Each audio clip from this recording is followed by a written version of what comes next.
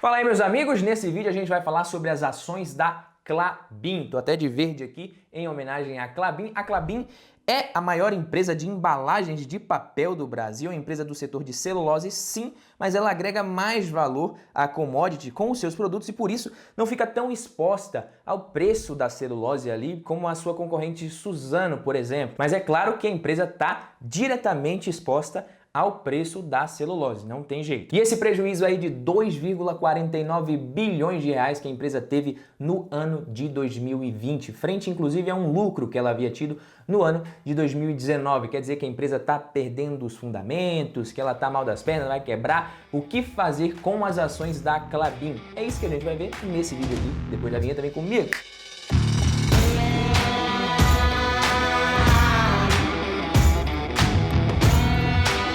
Fala galera, Badu Vieira aqui para mais um vídeo do Valor em Ação. Seja muito bem-vindo aqui ao canal, se é a sua primeira vez.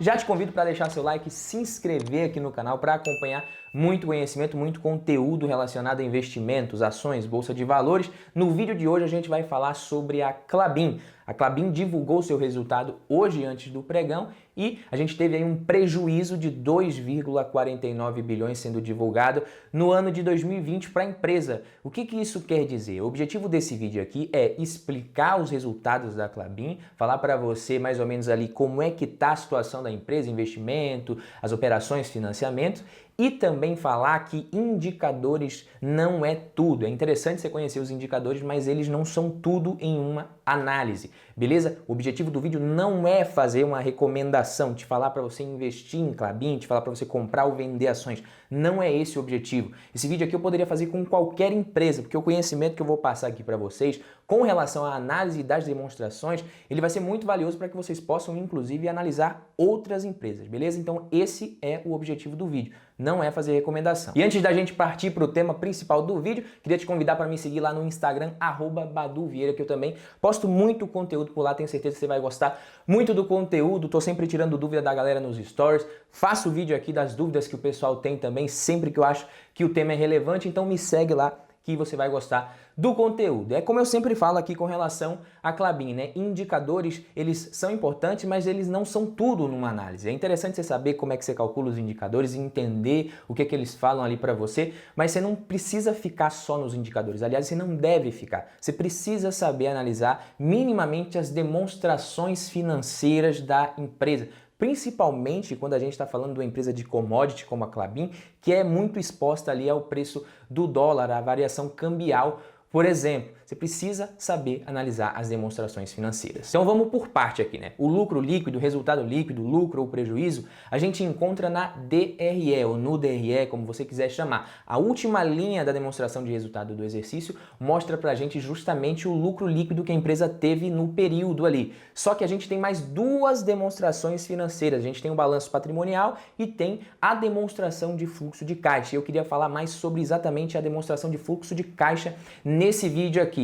A demonstração de fluxo de caixa ela é dividida basicamente em três partes. A gente tem o fluxo de caixa das operações, o fluxo de caixa dos investimentos e o fluxo de caixa dos financiamentos. Guarda essa informação. Uma das maiores causas desse prejuízo contábil aí foi justamente a desvalorização que o real teve frente ao dólar durante o ano de 2020. E isso impacta o quê? Impacta justamente a marcação a mercado da dívida da empresa, que tem bastante dívida em dólar. Afinal, a receita da empresa também é majoritariamente em dólar, ela precisa ali tomar dívida em dólar também para isso aí não ficar descasado. E o dólar, se você não lembra, ele começou o ano de 2020 a R$ 4,07 e fechou a R$ 5,19. Tivemos aí uma alta absurda do dólar e isso fez com que o resultado da empresa, o resultado líquido, fosse prejudicado justamente por conta da marcação a mercado da dívida da empresa em dólar. Só para vocês terem uma ideia, o resultado financeiro da Klabin foi de 1,7 bilhão de reais negativo em 2019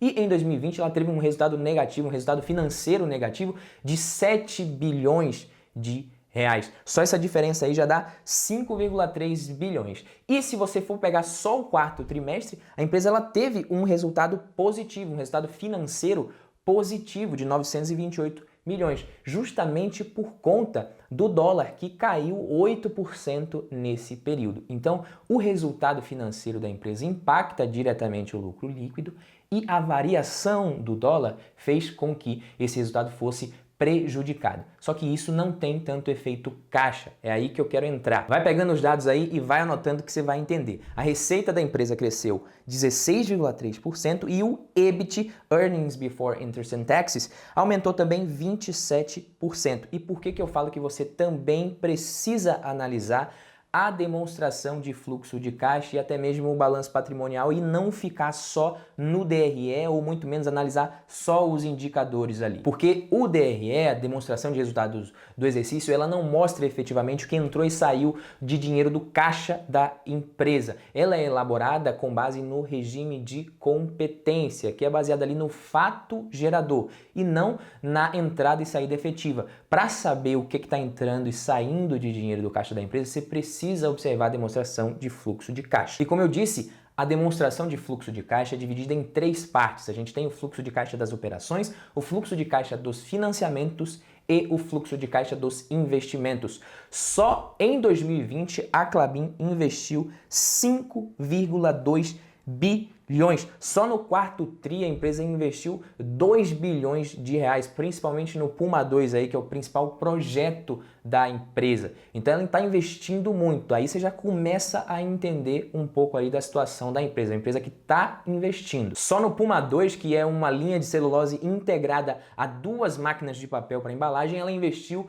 4 bilhões de reais em 2020, no ano de 2020 inteiro. O fluxo de caixa livre da empresa ficou negativo no quarto trimestre de 2020 em 648 milhões de reais, justamente por conta dos investimentos. Só para vocês terem uma ideia, se não fossem os investimentos, ela teria gerado um caixa de cerca de 1,12 bilhão de reais. O ROIC da Klabin, o retorno sobre o capital investido, foi de 15,7%, pegando ali os últimos 12 meses. Esse número havia sido de 11,2%. Então a gente teve um aumento do ROIC da empresa de forma significativa e isso aí é muito bom. É um dos indicadores, inclusive, que eu gosto mais de observar, mas você precisa entender o que está acontecendo na empresa. Não adianta você só olhar para o indicador. E com relação à geração de caixa operacional, se a gente pegar o EBITDA ajustado da empresa, cresceu aí aproximadamente 27% com uma margem EBITDA de 39%, que é 3 pontos percentuais maior do que a que ela havia tido no ano anterior. Mas se a gente pegar o EBITDA ajustado,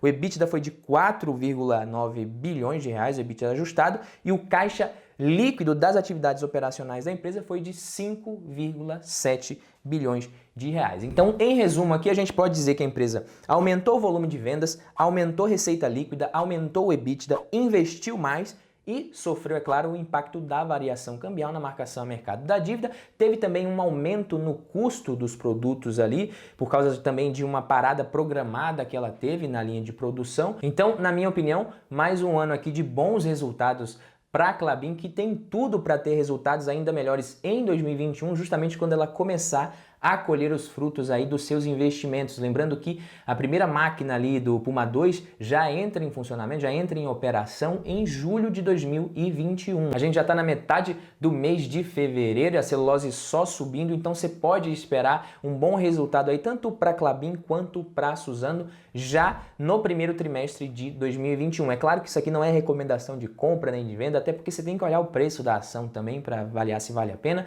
O intuito do vídeo aqui foi justamente mostrar para vocês que não é porque uma empresa tem prejuízo que significa que a situação da empresa está ruim. Você precisa entender as demonstrações financeiras e saber interpretar ali. A linguagem dos negócios é a contabilidade. Então não tem como você investir em ações, fazer stock picking sem entender o básico disso daí, beleza? Se você quiser saber mais, quiser aprender um pouco mais sobre investimentos, você está começando aí, clica no primeiro link aqui da descrição que tem o meu curso para investidores iniciantes. É o curso aí que cabe no seu bolso e você vai sair dele sabendo investir já por conta própria, sabendo montar a sua própria carteira de investimentos ali. Beleza? Eu sou o Badu Vieira, esse aqui foi mais um vídeo do Valor em Ação. Assiste o próximo, te vejo no outro. Valeu! Tchau, tchau.